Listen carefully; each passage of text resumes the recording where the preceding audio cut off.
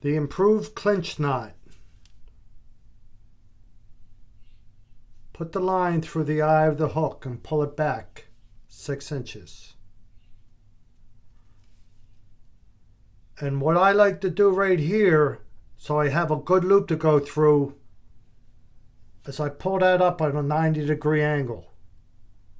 Once it's up, I pinch it. Now when I come down, you see it has a nice loop here. So after my twist, I'm going to have a nice loop to go through there.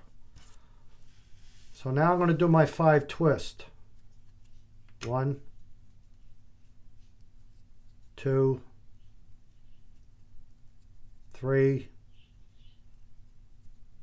4, 5.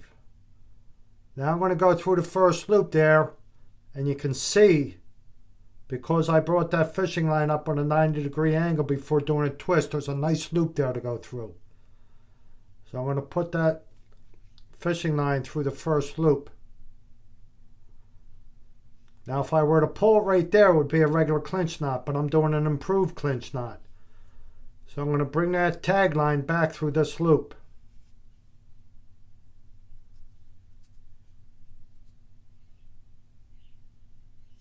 Pull it through. Now you're going to wet your fishing line and pull the main line. When you cut your tag, you're going to leave about a 1/4 inch on the tag. In case that does slip a little, it'll still hold. Cut your tag.